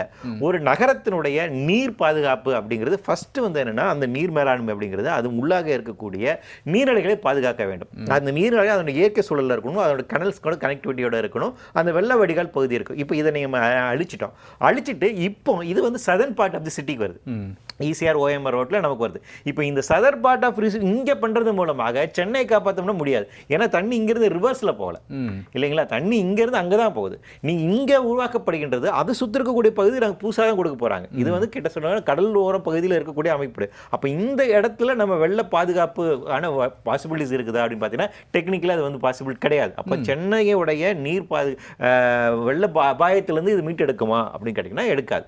ஏன்னா இதனோட அமைவிடம் அந்த மாதிரி இருக்கிறது. அப்போ இந்த நீர்நிலை பாதுகாப்பாக இருக்கட்டும் இல்லை வெள்ளத்தை தடுப்பதற்காகவும் இந்த திட்டம் இருக்காது. நாம் என்ன சொல்றோன்னா, தோழர் குறிப்பிட்டது போல ஏற்கனவே இருக்கக்கூடிய நீர்நிலைகள் அல்லது இப்போது மிச்சமீதியாக இருக்கக்கூடிய நீர்நிலைகள் அவற்றை தூர்காத்து அவற்றை முறையாக பராமரித்து அவற்றை விரிவாக்கம் செய்வதன் மூலமாக நம்ம நீர் மேலாண்மை தாராளமாக செய்யலாம். ரெண்டாவது, நமக்கான மழைநீர் வடிகால் திட்டம் அப்படிங்கிறது ஒரு முக்கியமான பிரச்சனை இருக்கு. அவ்வளோ தண்ணி நமக்கு வந்து கிடைக்குது, எக்ஸஸ் ரெயின்ஃபால் கிடைக்குது, ஆனால் அதை நம்ம ப்ராப்பராக சேமித்து வைக்கல. அப்போ அந்த நீங்கள் அர்பனைசேஷன் பண்ணும்போது மேலும் மேலும் வந்து தண்ணி வந்து கடலுக்கு தான் போய் சேருமே ஒழிய அர்பனைசேஷன் உங்களுக்கு தண்ணியை கீழே இறங்க உள்ள விடாது. அது மிக எங்கன்னா கம்ப்ளீட்டாக கான்கிரீட் ஜங்லாம் நீங்கள் வந்து மாற்றுறீங்க. அப்போ தண்ணியை நிலத்தடி நீர் கொண்டு போய் சேர்ப்பதற்கான ஒரு வழிவகை செய்யணும் இல்லையா? அப்போ அது செய்யாமல் இப்போ என்னன்னா எல்லாமே ஒரு துரிதங்களை ஒரு ஃபாஸ்ட் ஃபுட் கல்ச்சர் அப்படிங்கிற மாதிரி துரிதங்களை இங்கே நம்ம ரெசிடென்ஸ் ஏரியா உருவாக்குறோம், அதுக்கு இம்மிடியட்டாக தண்ணி வேணும், ஸோ இங்கே ஒரு ரிசர்வாயர் யூஸ் பண்ணுறோம் அப்படிங்கிற இடம். அப்போ இது லாங் டேர்மில் சஸ்டெயின் ஆகுமா அப்படிங்கிற கேள்வி. சஸ்டெயின் ஆகாது. என்ன பிரச்சனை உங்களுக்கு வந்து உருவாகும் அப்படின்னா, இந்த ரிசர்வாயருக்கும் போய் சேருகின்ற இடத்துல தண்ணீர் இருக்கணும் இல்லையா, அவற்றை நீங்கள் அழிக்க போறீங்க. நீங்க இந்த ஒரு டெவலப் பண்றீங்க அப்படின்னா பெரு அர்பனா மாத்திட்டே போறீங்க அப்படின்னா சுத்தி கூட கம்ப்ளீட்டா கான்கிரீட் திருப்பி அர்பனைசேஷன் எக்ஸ்டெண்ட் பண்ணிட்டு இருக்கீங்கன்னா மோர் அண்ட் மோர் வந்து கனல் சிஸ்டம் வந்துட்டு பிரேக் டவுன் ஆகும், மோர் அண்ட் மோர் நீர்நிலைகள் போயிடும். இதெல்லாம் பிரேக் பண்ணிட்டு இந்த இடத்துல இந்த ரிசர்வாயர் வந்துட்டு தனியா இருக்கும், ஐசோலேட்டடா இருக்கும், ஒரு ஐலாண்டா இருக்கும். அப்ப அங்க எப்படி தண்ணி போகும் இல்லைங்களா? அப்போ பேசிக்காக இந்த கனெக்டிவிட்டியை இந்த கனல் சிஸ்டத்தை வந்துட்டு முறைப்படுத்தாமல் அதை பாதுகாக்காமல் நீங்கள் இந்த ரிசர்வாயரை பாதுகாக்க முடியாது, உருவாக்க முடியாது. இப்போ பேசிக்கான இது பிரச்சனை உங்களுக்கு அதான். அப்போ அதனால தான் நம்ம நிமிடர்கள் இது விசாரிக்க வேண்டும். இதில் ரொம்ப முக்கியமான விஷயம் சிஆர்எஸ்எட் இதை தான் எக்ஸாக்ட்லி சொல்கிறாங்க. ஃபர்ஸ்ட் கிளியர் 17/11/2025 போது அவங்க கிட்ட ஃபர்ஸ்ட் முதல் முறையாக இந்த ஆய்வுக்கு எடுத்துக்கிற போது அவங்க என்ன சொல்கிறாங்க, ஐஐடி சென்னை இன்னும் அதர் எக்ஸப்ட் பாடிஸ் இவங்கெல்லாம் சேர்ந்து உள்ளூர் மக்கள் இவங்கெல்லாம் சேர்ந்து கலந்து ஆலோசனை பண்ணி ஒரு கூட்டத்தில் முடிவாக கலந்து ஆலோசனை பண்ணி அவருடைய ஆய்வுகளுடைய அடிப்படையில் அவங்க பரிந்துரை அடிப்படையில் தான் இதை அடுத்த ஸ்டெப் கொண்டு போகணும்னு ஃபர்ஸ்ட் சொல்கிறாங்க. அதே சிஆர்எஸ்எட் எக்ஸ்பர்ட்ஸ் அப்ரைசல் கமிட்டி 17ஆம் தேதி அந்த முடிவு எடுக்கிறாங்க, 20ஆம் தேதி வேற முடிவு எடுக்கிறாங்க. வேற ஒரு முடிவு எடுத்து சரி இதுக்கு நம்ம வந்து கிளியரன்ஸ் கொடுக்கலாங்கிற அப்போ அந்த மாற்றம் தான் கேட்குறேன். ஃபர்ஸ்ட் டைம் அவங்க கிட்ட எக்ஸ்பர்ட் அப்ரைஸ் கமிட்டி அப்ரைசலுக்காக வருகின்ற போது அவங்க என்ன சொல்றாங்க, நிபுணர் குழு பரிந்துரைக்கணும். நீ கேட்ட கேள்வி எல்லாமே அவங்க கேட்குறாங்க. இதுக்கான ஹைட்ராலஜிக்கல் மேப் என்னன்னு அப்படின்னு கேட்கறாங்க, இங்க இருக்கக்கூடிய பயோடைவர்சிட்டி என்ன இருக்கு அப்படின்னு கேட்கறாங்க, இங்க இருக்கக்கூடிய மக்களுடைய வாழ்வாதாரம் என்னவாக இருக்கு அப்படின்னா இப்போ என்னோட பாதிப்பு என்னவாகும். அப்ப பிரத்யேகமா ஒரு எக்ஸ்பர்ட் கமிட்டி ஃபார்ம் பண்ணி ஐஐடி மெம்பர்ஸ் நீங்க ஃபார்ம் பண்ணி அதை எக்ஸாமின் பண்ணுங்க அப்படி சொல்றாங்க. இதையெல்லாம் பேசின அதே எக்ஸ்பர்ட் அப்ரைசல் கமிட்டி ஏன் 20ஆம் தேதி 20/11 மாறுறாங்க அப்படிங்கிற ஒரு கேள்வி இருக்குல்ல. அப்ப குறிப்பிட்ட நாள்ல என்ன நடந்துன்றத கேள்வி என்ன அவங்க அதை எக்ஸ்பிளைன் பண்ணல. அன்பார்ச்சுனேட்லி அதான் அந்த மினிட்ஸ் ஆஃப் தி மீட்டிங் இருக்குல்ல, இந்த 2 மினிட்ஸ் ஆஃப் மீட்டிங்ஸ்ல ஏன் நாங்க ஸ்டாண்டை மாத்துறோம் அப்படிங்கிற எக்ஸ்பிளைன் இல்ல. இன்னும் சொல்ல போனா அந்த கண்டிஷன்ஸ் அப்படியே இருக்குது, அந்த கண்டிஷன்ஸ் நீங்க ஃபாலோ பண்ணும், ஆனா கிளியரன்ஸ் கொடுக்க நாங்க ரெக்கமெண்டேஷன் பண்றோம். சோ இது வந்து ரொம்ப இதா இருக்கு. அதாவது கண்டிஷன்ஸ் எல்லாம் ஃபுல்ஃபில் பண்ணதுக்கு அப்புறம் தானே நீங்க ரெக்கமெண்டேஷன் பண்ணணும், கிளியரன்ஸ் வந்து கொடுக்கணும். ஆனா நாங்க இப்ப பரிந்துரை கொடுக்குறோம், அவங்க கிளியரன்ஸ் வாங்கிட்டோம், அதுக்கப்புறம் ஸ்டடி பண்ணுங்கிறது. அப்ப என்னன்னா நீங்க ப்ராஜெக்ட் லான்ச் பண்ணிடுங்க, ஆனா இந்த ஸ்டடி பண்ணணும்னு அர்த்தம் அப்போ ஒரு ஐவாஷிக்கு தானே இருக்கும். அப்போ ஒரு ப்ராப்பரான இன்கேஸ் அதுல ஏதாச்சும் மைனஸ் இருந்தா கூட அது ஒண்ணும் பண்ண முடியாது, எப்படி பண்ண முடியும்? எக்ஸாக்ட்லி அதான். அப்ப நம்ம சொல்றோம், அப்ப சென்னைக்கான நீர் பாதுகாப்பு, சென்னைக்கான நீர்நிலைகள் இது எல்லாமே தேவை. அது முறைப்படியான ஒரு சயின்டிபிக் மேனேஜ்மெண்டா இருக்கணும், ஒரு டெக்னோகிரண்ட் அப்ரோச்சா இருக்க முடியாது அப்படிங்கிறதா. இப்போ வந்து முன்னாடி வந்து என்ன பண்ண டீசாலினேஷன் பிளான்ட்டை போட்டா போதும், கடல் நீரை குடிநீரா மாற்றக்கூடிய திட்டம் இப்படி அறிவிச்சுட்டாங்க. இப்போ அடுத்ததா என்ன நிலைமைக்கு இது வருது அப்படின்னா, ஏற்கனவே இந்த மாதிரி பிளாக்கிஷ் வாட்டர் கூட ஏரியாஸ் இருக்கா, அதை வந்து நம்ம வந்து ஒரு ரிசர்வாயரை மாற்றுவதன் மூலமாக தீர்வு காண்போம் அப்படிங்கிறா. இது இன்னொரு டெக்னோகிரண்ட் அப்ரோச்சா இருக்கு. அப்போ இது வந்து ஒரு எக்கோசென்ட்ரிக் இருக்கிறாங்க, சூழலை புரிந்து கொண்டு இருக்கக்கூடிய ஒரு அப்ரோச் ஆகல. அந்த வகையில் தான் நம்ம வந்து வேறுபடுறோம், அந்த வகையில் தான் நம்ம வந்து கொஸ்டின் பண்ணுறோம். அப்போ எக்ஸ்பர்ட்ஸ் ஆல்ரெடி உங்கள்கிட்ட ஒரு ஒப்பீனியன் சொல்லியிருக்காங்க, அந்த எக்ஸ்பர்ட்ஸோட ஒப்பீனியனை வந்து நம்ம ஃப்ரீயாக செயல்பட விட்டிருந்தால் நிச்சயமாக இது குறித்தான மோர் ஆய்வுகள் நடந்திருக்கும், அதற்கு பின்பாக முடிவெடுத்திருக்கலாம். அப்போ அந்த அவசர கைதிகள் இது கொண்டு வந்திருப்பது. அப்போ இது வந்து உண்மையான சயின்டிஃபிக்கான அப்ரோச் எடுத்துக்கொள்ள முடியுமா அப்படின்னு நிச்சயமாக எடுத்துக்கொள்ள முடியாது. சரி, ஓகே. இளந்தமிழ் ஆர்வலன் சார், திமுக தொடங்கக்கூடிய ஒவ்வொரு திட்டமே கடுமையான விமர்சனத்துக்கு உள்ளாகுது. இதற்கு முன்பு தொடங்கப்பட்ட திட்டங்கள் எல்லாம் விட்டுவிடலாம். இப்போது தொடங்கியிருக்கக்கூடிய இந்த திட்டம் மக்களுடைய வாழ்வாதாரத்தையே அழித்து தொடங்கியிருக்கக்கூடிய திட்டமாக பார்க்க முடியுது. இதற்கு முன்பு பேசிய திரு வெற்றிச்செல்வன் அவர்கள் கூட குறிப்பிட்ட வல்லுநர்கள் சொல்லக்கூடிய கருத்தை தாண்டி இதன் மீது ஏதோ ஒரு அழுத்தம் இருந்திருக்கிறது, இந்த அழுத்தத்தின் அடிப்படையில் தான் இவ்வளவு அவசரமாக இந்த திட்டத்தை அடிக்கலும் இன்றைய தினம் நாட்டி இருக்கிறார்கள் அப்படின்னு சொல்றாங்க. என்ன நோக்கமா இருக்கும் திமுகவிற்கு இந்த திட்டத்தை கொண்டு வருவதன் மூலம்?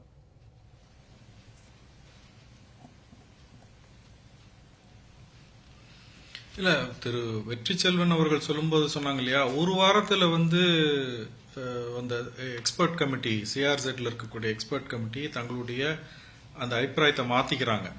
அதுல இருக்கக்கூடிய டெக்னிக்கல் என்ன சொல்றது சிக்கல்களை எல்லாம் அரசு சரி செய்யாமல் இந்த திட்டத்துக்கு அனுமதி கொடுக்க முடியாதுங்கிற மாதிரி முதல் கூட்டத்தில் சொல்லிட்டு, அடுத்த ஒரு வாரம் 10 நாள்ல வந்து அவங்க இதுக்கு அனுமதி கொடுக்கறாங்க, நீங்க இதெல்லாம் சரி செய்து விட வேண்டும் என்ற ஒரு கண்டிஷனல் கண்டிஷன், உலகத்துல கேள்விப்பட முடியாத ஒரு உத்தரவா இருக்குது. அப்ப இது அழுத்தம் யார் மீது இருந்ததுங்கிறது நமக்கு ஒரு கேள்வியா இருக்குது. இது எப்படி நடந்தது என்பதை புரிந்து கொள்ள முடியவில்லை. திமுக எந்த ஒரு திட்டத்தை அறிவித்தாலும் தமிழ்நாட்டில் இந்த 4.5 ஆண்டு தாண்டி 4.25 ஆண்டுகள் ஆயிடுச்சு, ஏதாவது மக்களுக்கு பிரயோஜனப்படக்கூடிய திட்டங்களை கொடுத்திருக்கிறார்களா என்று பார்த்தால் எல்லாத்திலையும் அவர்களுக்கான அந்த ஒரு அண்டர் கிரவுண்ட்ல அவங்களுக்கான ஆதாயம் இருந்து கொண்டே தனி விவாதமாவே வைத்துக் கொள்ளலாம். அவர்கள் அறிவித்த எந்த திட்டமாக இருந்தாலும் அதுல திமுகவை சார்ந்தவர்கள் பைக்கு எவ்வளவு பணம் போகிறது என்ற கணக்கீடு இல்லாமல் அவங்க மூச்சை கூட உள்ள இழுப்பதில்லை, மூச்சை கூட வெளியே விடுவதில்லை என்பது மிக அவலமான நிலையில் தமிழ்நாடு இன்றைக்கு கண்ணீர் வடித்துக் கொண்டிருக்கிறது. போராடாத ஏதாவது ஒரு செக்ஷன் ஆஃப் பீப்புள் உண்டா?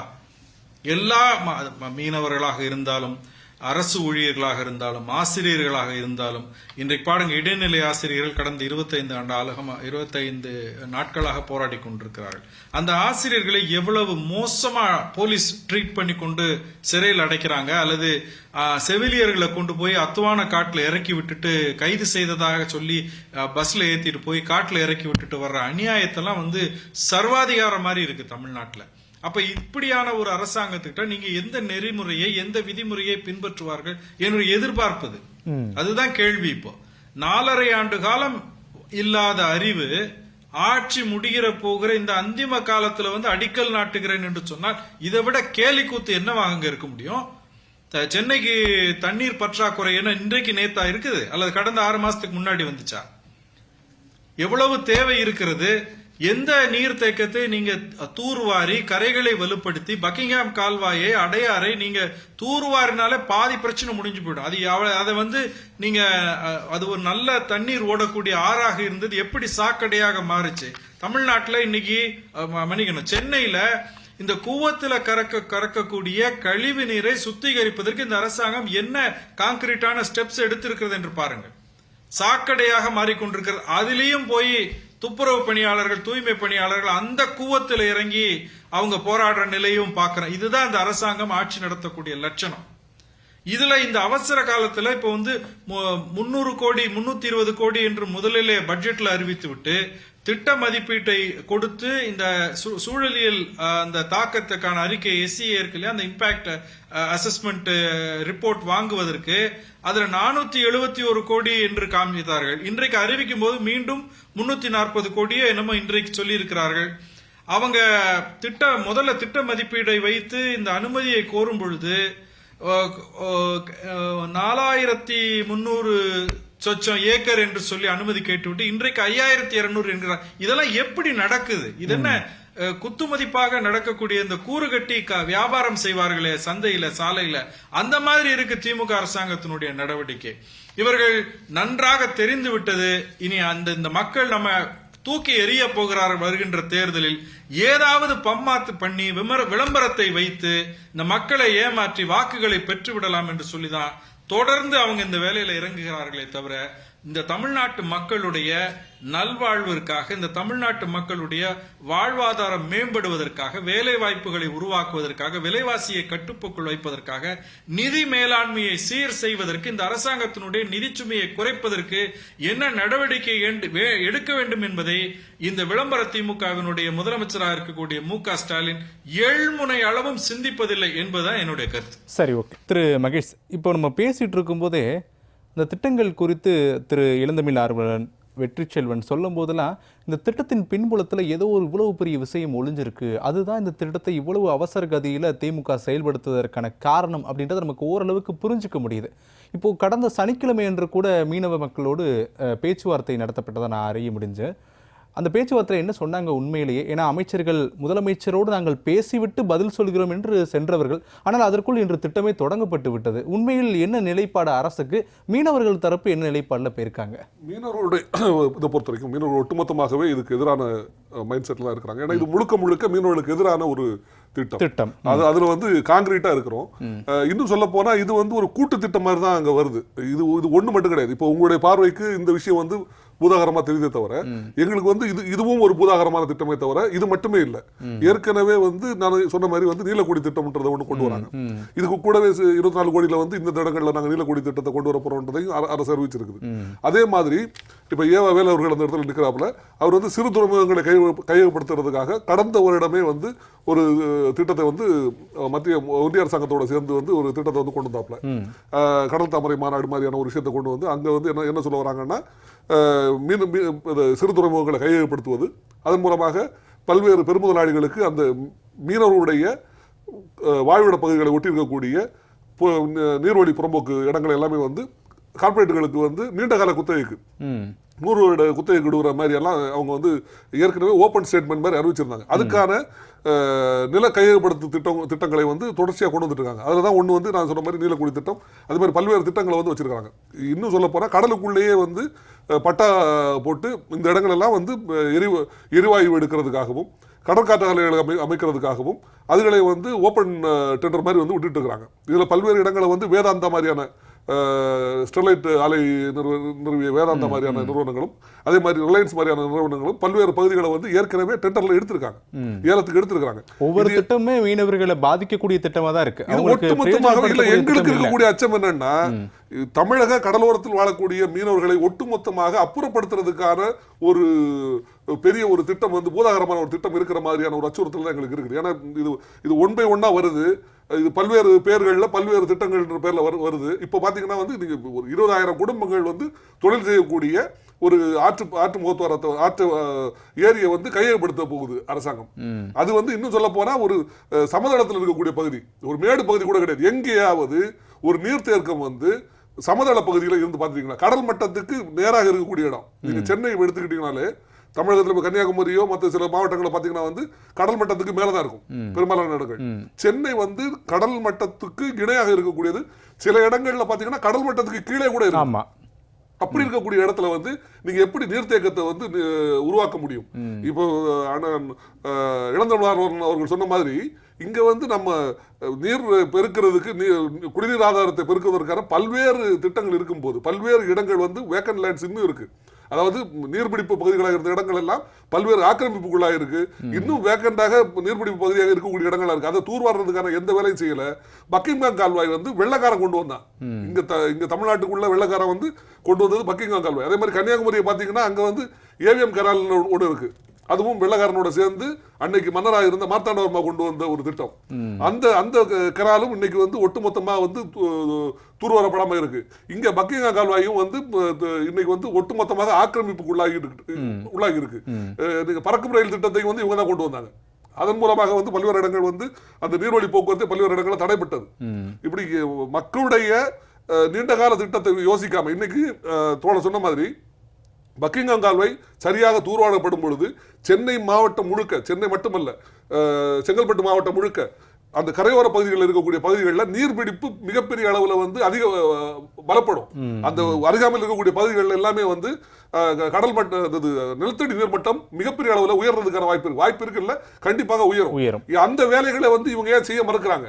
இப்போ அந்த அந்த அந்த கனாலை வந்து நாம வந்து சரியாக தூர்வாரி அங்க வந்து நீர்வழியை வந்து உருவாக்கும் பொழுது அருகாமையில் இருக்கக்கூடிய 2 புறமும் இப்போ இந்த குறிப்பிட்ட இடத்தை எடுத்துக்கிட்டீங்கன்னா ஈசிஆர் பகுதியிலையும் மிகப்பெரிய அளவில் நீர்மட்டம் உயரும், ஓஎம்ஆர் பகுதியிலும் நீர்மட்டம் உயரும். இன்னும் சொல்ல போனா கடலோரத்தில் இருக்கக்கூடிய கடலரிப்புன்றது மிகப்பெரிய அளவில் பாதுகாக்கப்படும். கடலரிப்பை ஏற்படுறதும் இதனால தவிர்க்கப்படும். ஏன்னா இந்த மாதிரியான அடியில வந்து நீர்மட்டம் இல்லாத காரணத்தினால உப்பு நீர் உள்ள புகுந்து கொஞ்சம் கொஞ்சமா கடலோரம் வந்து அழிஞ்சிட்டு இருக்கு. தோழர் சொன்னதுல எனக்கு ஒரு மாறுபட்ட கருத்து இருக்கு. என்னன்னா இது மாதிரி கடல்ல வந்து நீர் கலக்கிறத வந்து தடுக்கணும் அப்படின்ற ஒரு கருத்து சொன்னார். கடல்ல நீர் போய் சேர வேண்டியது இயற்கையினுடைய நியதி.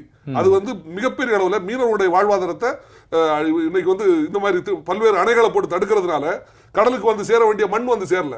கடலுக்கு அந்த நீரோட்டத்துக்கான மண் வந்து சேராதனால மிகப்பெரிய அளவுல கடலரிப்பு ஏற்பட்டிருக்கு. இன்னைக்கு கடலரிப்புல வந்து ஒரு முக்கிய பங்காற்றக்கூடியது எதுன்னு பாத்தீங்கன்னா இந்த ஆறுகள்ல இருந்து கடலுக்குள்ள வந்து சேர வேண்டிய மண் வந்து சேராதனால. அதே போல கடலோரங்கள்ல மிகப்பெரிய மீன் வளம் அருகி போனதற்கான காரணமே வந்து இந்த ஆற்று நீரும் கடலும் வந்து சேரும் போதுதான் அந்த இடத்துல வந்து மீன் வளம் பெருகும். நீர் வளத்தையும் நீர் ஆதாரத்தையும் மாற்று திட்டங்கள் மூலமாக சரி செய்யலாம். ஆனால் சிறு யோசனை கூட இல்லாமல் இந்த திட்டத்தை செயல்படுத்தி வராங்க அப்படின்றது திரு மகேஷுடைய கருத்தா இருக்கு. சரி, நம்ம தொடர்ந்து பேசுவோம். திரு பிரபுகாந்தி, ஒரு திட்டம் செயல்படுத்தப்படுகிறது, அதுவும் சென்னை மாநகரத்திற்கான ஒரு மிகப்பெரிய திட்டம். ஒரு நீர்த்தேக்கத்தை கட்ட போறாங்க, பல டிஎம்சி தண்ணீர் அதில் தேக்க போறோம் அப்படின்னு வெறும் வார்த்தைகளில் மட்டும்தான் இருக்கிறது. ஆனால் இந்த திட்டம் செயல்படுத்தப்பட்ட பிறகு என்னென்ன மாதிரியான விளைவுகளை ஏற்படுத்த போகிறது அப்படின்றது எங்கேயுமே தமிழக அரசு இதுவரைக்கும் வெட்ட வெளிச்சமாக கூறவே இல்லை. இந்த திட்டம் செயல்படுத்தப்பட்டால் என்னென்ன மாதிரியான விளைவுகளை நம்ம சந்திக்க போறோம், குறிப்பா இந்த திட்டத்தை செயல்படுத்துறது யார் அப்படின்றதே ஒரு பெரிய கேள்வி இருக்குன்னு நீங்க முதல் சுற்றுல கேள்வி எழுப்பியிருந்தீங்க. அது குறித்து நிறைவா சுருக்குமா? சார், இப்போ இறந்தமே நான் சொன்ன மாதிரி தான் இப்போ இந்த ப்ராஜெக்டை யார் எக்ஸிக்யூட் பண்ண போறா, கான்ட்ராக்டர் மேபி அவங்க ஃபோர்ஸில் கூட மேபி இதை இவ்வளோ அவசர கதியில் பண்ணுறதுக்கான சான்சஸ் இருக்கும். ஏன்னா மேபி டிஎம்கேக்கு ஃபேவராக இருக்கிற கான்ட்ராக்டர் தான் இருக்கும். எனக்கு தெரிஞ்சு அந்த ஓல்டு செக்ரட்டரி கலைஞர் கட்டினார் பார்த்தீங்களா, இப்போ மருத்துவமனையாக இருக்குல்ல, அதே கான்ட்ராக்ட் கம்பெனி தான் இதுக்கும் அலோகேட் ஆயிருக்கு அப்படின்ற மாதிரி ஒரு வார்த்தை வருது. உங்களுக்கு தெரிஞ்ச தகவல். இன்னொரு பாயிண்ட் சார், இப்போ திருப்பி சொல்கிற விஷயங்கள் இதுதான். ஒரு ப்ராக்டிக்கல் என்வரான்மெண்ட் வந்து இது வந்து ஏதோ ஒரு கோவளத்தில் இருக்க மீனவரோட ப்ராப்ளம் பார்க்காம தமிழ்நாட்டோட மீனவர் ப்ராப்ளமாக பார்க்கும், ஏன் இந்தியாவோட மீனவர் ப்ராப்ளமும் பார்க்கும். ஏன்னா ஒரு கடலில் ஒரு இடத்துல ஒரு இயற்கையை மீறி நீங்கள் எது பண்ணாலும் அதோட இம்பேக்ட் எல்லா இடத்துலையும் வரும். ஓகேங்களா? உயிரினங்கள் இப்போ ecosystem, biodiversity, even United Nations sustainable development கோல்ஸ்னு சொல்லி நிறைய கோட்ஸ்லாம் இருக்குது. என் பாயிண்ட் என்னன்னா, இந்த பாயிண்ட் வந்து உண்மையிலே தமிழ்நாட்டிலேருந்து சின்னமாக தான் இதை பெரிய அளவு வாய்ஸ் கொடுத்துருக்காங்க. இது கண்டிப்பாக இது அப்படியே சென்ட்ரல் மினிஸ்ட்ரியில் இருக்க என்வரான்மெண்ட் பூபேந்திர யாதவுக்கும் டேப் பண்ணி இதை ஸ்டாப் பண்ணுறது தமிழ்நாட்டு மக்களுக்கு செய்கிற மிகப்பெரிய பலனாக இருக்கும் தான் நான் எதிர்பார்க்குறேன். ஏன்னா இதில் வந்து இம்பேக்ட் வந்து பெரிய லெவலில் இருக்கும். சரி, ஒரு ப்ராப்ளத்தை வந்து பக்கத்துலேயே வச்சுக்கிட்டு வாழனா எப்படி வாழ முடியும்? எதுவுமே வாழ முடியாது. அது டேம் எப்போ உடையும் தெரியாது, தண்ணி எப்போ ரிலீஸ் பண்ணி விடுவாங்கன்னு தெரியாது. இன்னொன்று அது தேவை இல்லையா? ப்ளஸ் இப்போ இருக்கிற ப்ராப்ளத்துக்கு ஈஸியாகவே இன்ஜினியரிங் கண்ட்ரோல்லே சொல்யூஷன் பண்ணலாமே. இப்போ ஒரு 5000 ஏக்கர் ஒரு டேம் கட்டத்தில் போய் லாக் ஆகுதுன்னா அப்போ அந்த 5000 ஏக்கர் வேறு எதாவது பொட்டென்ஷியலாக நிறைய யூஸ் பண்ணலாமே. அப்போது இதுக்கு பின்னாடி ஏதோ நிறைய உள்ள அர்த்தம் இருக்குது. இன்னொன்று பர்டிகுலராக இன்னும் 2 அமாவாசை கூட இல்லை கோட் ஆஃப் கான்டாக்ட் வரதுக்கு. இந்த டைமில் பண்ணுறதுக்கான காரணம் என்ன? இது ஒரு பெரிய கொஸ்டின் மார்க்காக இருக்குது. சரி, ஓகே. இளந்தமிழ் அருவன் சார், நிறைவான கருத்து சுருக்கமா.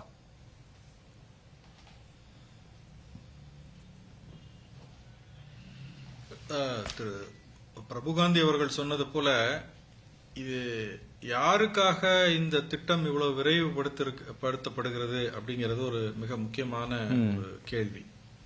அதே போல இது வந்து திமுக நினைப்பதை போல ஏதோ ஒரு அறிவிப்பை செய்துவிட்டு நம்ம இதை சாதித்து விடலாம் மக்களுடைய கண்களை மறைத்து அப்படின்னு திட்டம் போடுவதெல்லாம் ஒரு காலம் நடக்காது. ஏன்னு சொன்னால் இப்படி அந்த பாரம்பரிய மீனவர்கள் அமைப்பை சார்ந்த திரு மகேஷ் அவர்கள் குறிப்பிட்டது போல இது ஒட்டுமொத்த மீனவ சமுதாயத்துக்கும் எதிரான ஒரு விஷயம். ரெண்டாவது இப்ப ஆற்று நீர்வழி போக்கை மாற்றி அமைக்கின்ற காரணத்தினால கடல் வளம், அதாவது மீன் வளம் பாதிக்கப்பட்டிருக்கிறது அப்படிங்கிற கருத்தையும் முன்வைக்கிறார். இப்ப இந்த 5000 ஏக்கர்ல ஏராளமான கிராமங்கள்ல இந்த மாதிரி மழை வெள்ளம் அதிகமாக கடலுக்கு பாடுக்கு செல்ல முடியாத நிலை இருக்கின்ற பொழுது அந்த உபவடி நிலங்கள்ல இருக்கக்கூடிய அந்த பிராக்கிஷ் வாட்டர்ல இருக்கக்கூடிய இறால், நண்டு, அதுல பேக் வாட்டர்ல பிஷிங் பண்ணக்கூடிய தொழிலை நம்பி ஏராளமான மக்கள் இருக்காங்க. சரி, கடலுக்குள் செல்ல முடியாத நேரத்துல இது இருக்கிறாங்க.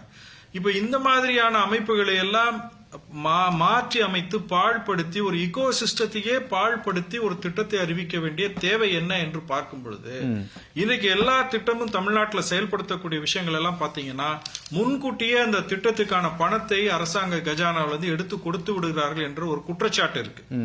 அப்ப தேர்தலுக்கு முன்னால இவங்க கல்லா கட்டுவதற்காக ஏதோ ஒரு கள்ளத்தனம் செய்கிறார்களோ என்ற மிகப்பெரிய கேள்வி இருக்கிறது. மிக சரியான வகையில கழகத்தின் பொதுச் செயலாளர் புரட்சித்தாய் சின்னம்மா அவர்கள் தன்னுடைய எக்ஸ்தல பதிவில் பல்வேறு புள்ளி விவரங்களை தெரிவித்து இந்த அரசாங்கத்திற்கு தம்முடைய கண்டனத்தை தெரிவித்திருக்கின்றார்கள். இந்த திட்டத்தை உடனடியாக கைவிட வேண்டும் என்று சொல்லியிருக்கிறார்கள். பல விஷயங்களை இந்த அரசாங்கத்திற்கு சுட்டிக்காட்டிய புரட்சித்தாய் சின்னம்மா அவர்களுடைய அறிக்கை, பேட்டியை தொடர்ந்து அரசாங்கம் தன்னுடைய போக்கை ஒரு சில விஷயங்களை மாற்றிக் கொண்டிருக்கிறது. அதே போல இந்த விஷயத்திலையும் அரசாங்கம் தன்னுடைய முடிவை மாற்றிக்கொண்டு இந்த திட்டத்தை கைவிட்டு தமிழ்நாட்டு மீனவர்களுடைய அந்த கோரிக்கையை நிறைவேற்றி தர வேண்டும், அவர்களுடைய அந்த கோரிக்கைக்கு செவிமடுக்க வேண்டும் என்பதை புரட்சித்தாய் சின்னம்மா அவர்களுடைய சார்பில் முன்வைத்து என்னுடைய கருத்தை நிறைவு செய்கிறேன். சரி, ஓகே. வெற்றி செல்வன் சார், நிறைவா சுருக்கமா. இந்த அனுமதியில் கொடுக்கப்பட்ட அனுமதியில வந்து ஒரு விஷயத்தை குறிப்பிட்டிருக்காங்க. அதாவது இன்னைக்கு என்னன்னா நம்ம சென்னையினுடைய வாட்டர் டிமாண்ட் இருக்குங்களா, ஒரு நாளைக்கு கிட்டத்தட்ட 11,000 லட்சம் லிட்டர் தண்ணி தேவைப்படுது. அது வந்து 8,000 லட்சம் லிட்டர் இருந்ததுன்னு பார்த்தீங்கன்னா இன்னைக்கு வந்து 11,000. அடுத்த ஒரு 20 வருடங்களில் பார்த்தீங்கன்னா இது டபுள் தி அமௌண்ட் ஆகும்னு சொல்றாங்க. ஏன் அப்படின்னா அர்பனைசேஷனை கண்மூடித்தனமாக பண்ணுவதனோட விளைவு. அப்ப நீங்க அர்பனைசேஷனை வந்துட்டு எந்த அளவுக்கு நம்ம கொஸ்டின் பண்றோம், நீர்நிலைகளை பாதுகாக்க வேண்டிய ஒரு தேவை இருக்குது. இது ரெண்டுமே சேர்ந்து தான் இருக்கக்கூடிய விஷயங்களா. இப்போ மகேஷ் குறிப்பிட்டாங்க, எனக்கும் வந்துட்டு கடல் நீருக்கு போய் சேரணும், நன்னீர் மழை அப்படிங்கிற மாட்டு கருத்துல நான் என்ன சொல்ல வந்தேன்னா, அந்த நீர் வந்துட்டு உங்களுக்கு பூமிக்கடியிலும் போகும். நம்மாழ்வார் வந்துட்டு சொல்றாரு, உங்களுக்கு தேவையான நீரை வந்து நிலத்துல தேடாதீங்க, வானத்துல தேடுங்க, வானத்துல விவசாயம் பண்ணுங்க. அப்ப என்னன்னா மழை நீரை எந்த அளவுக்கு நம்ம மண்ணுக்குள்ள அனுப்புறோமோ, கடலுக்கு அனுப்புறோமோ, நீர்நிலைக்கு அனுப்புறோமோ, அதான் ஒரு சேஃபான இடமா இருக்கும். அப்ப இந்த பேலன்ஸ்டாக இருக்கக்கூடிய ஆக்டிவிட்டியை நம்ம செய்யறோமா அப்படிங்கிற ஒரு கேள்வி. அப்ப இன்னும் எதிர்காலத்துல நீங்க அர்பனைசேஷன் எக்ஸ்பெண்ட் பண்றீங்கன்னா வாட்டர் டிமாண்ட் இன்னும் இன்க்ரீஸ் ஆகும். ஒரு ரிசர்வாயர்ல 17 ரிசர்வாயர் நீங்க கொண்டு வந்தாலும் கண்மூடித்தனமான அர்பனைசேஷன் பண்ணிட்டே போறீங்க அப்படின்னா எவ்வளவு ரிசர்வாயர் உற்பத்தி பண்ணாலும் அதை டிமாண்ட் வந்து ஈக்குவேட் பண்ணாது. அதுதான் பிரச்சனை. சரி, ஓகே. மகேஷ் சார், நிறைவான கருத்து சுருக்கமா. பல்வேறு அரசியல் கட்சிகள் இங்கே இயங்குது. ஆனால் மாண்புமிகு சின்னம்மா அவர்கள் மீனவர்களுக்காக அந்த குரல் கொடுத்ததுக்காக முதல்ல அவங்களுக்கு நாங்கள் நன்றி சொல்ல கடமைப்பட்டிருக்கிறோம். அதே நேரத்தில் தமிழக முதல்வர் மாண்புமிகு ஸ்டாலின் அவர்களும் இதை கருத்தில் கொண்டு மக்களுடைய பிரச்சனைகளை, 20,000 குடும்பங்களுடைய பிரச்சனை மட்டுமல்ல, இது ஒட்டுமொத்த மீனவர்களுடைய ஒரு பிரச்சனை என்பதையும் கருத்தில் கொண்டு மீனவர்களுக்காக மட்டுமல்ல அங்கே சுற்றி வாழக்கூடிய பல்வேறு மக்களுக்கும் இது ஒரு பாதிப்பை உருவாக்கும்ன்றதையும் தெரிந்து கொண்டு உடனடியாக திட்டத்தை கைவிட வேண்டும் என்கிற ஒரு கோரிக்கை வைக்கிறோம். அதே நேரத்தில் வந்து இந்த சென்னையில் மட்டுமே வந்து மக்கள் பெருக்கத்தை உருவாக்குறதை விட்டு தமிழக அரசு தென் மாவட்டங்களில் தொழில்துறைகளையும் பல்வேறு முதலீடுகளை வந்து கொண்டு வரணும். இதன் மூலமாக தென் மாவட்டங்களில் வந்து மக்கள் பெருக்கம் வரும்போது இங்கே இருக்கக்கூடிய அந்த பெருக்கம் வந்து குறையிறதுக்கான வாய்ப்பு இருக்குது. சைமல்டேனியஸாக இதையும் பார்க்கணும். அதே மாதிரி சென்னை முழுக்க, சென்னை சுற்றி இருக்கக்கூடிய செங்கல்பட்டு, அதே போல் திருவள்ளூர் மாவட்டங்கள்லையும் காஞ்சிபுரம் மாவட்டங்களில் இருக்கக்கூடிய பல்வேறு ஏரிகளையும் தூர்வாரி அங்கே வந்து நீர் தேக்கிறதுக்கான வேலைகளை வந்து மேம்படுத்தணுன்றதையும், அதே மாதிரி சென்னைக்குள்ளே இருக்கக்கூடிய இந்த 3 ஆறு கொசஸ்தலை, கூவம், அடையாறு பகுதிகளை வந்து சுத்திகரித்து இங்கேயும் நல்ல நீர் வரக்கூடிய ஒரு சூழலை மீண்டும் உருவாக்கணுன்றதை கோரிக்கை வைக்கிறோம். சரி, ஓகே. சென்னை மற்றும் சென்னையினுடைய புறநகர் மக்களுடைய நீர் தேவையை பூர்த்தி செய்வது ஒரு அரசினுடைய கடமைதான். ஆனால் ஒரு குறிப்பிட்ட மக்களுக்கு குடிநீரை வழங்குவதற்காக ஏன் மீனவ மக்களை ஒரு இடத்திலிருந்து அப்புறப்படுத்திவிட்டு அந்த இடத்தில் இப்படியான திட்டங்களை கொண்டு வர வேண்டும் என்பதுதான் இதில் இருக்கக்கூடிய பெரும் கேள்வியாக அமைகிறது. அதிலும் 6 நாட்களில் இந்த திட்டத்திற்கு எப்படி அனுமதியெல்லாம் அளித்து அவசரமாக இன்று முதலமைச்சர் மு.க. ஸ்டாலின் அடிக்கல் நாட்டியிருக்கார். இதற்கு பின்புலத்தில் இருக்கக்கூடிய செயல்பாடுகள் என்ன என்பது குறித்து தான் இன்றைய தினம் ஜெயா பிளஸ் மிக விரிவாக விவாதத்தை நடத்தியிருந்தது. விவாதத்தில் கலந்து கொண்ட 4 விருந்தினர்களுக்கும் நன்றி, நேயர்களுக்கும் நன்றி. மற்றும் ஒரு விவாத நிகழ்ச்சியில் சந்திக்கலாம். நன்றி, வணக்கம்.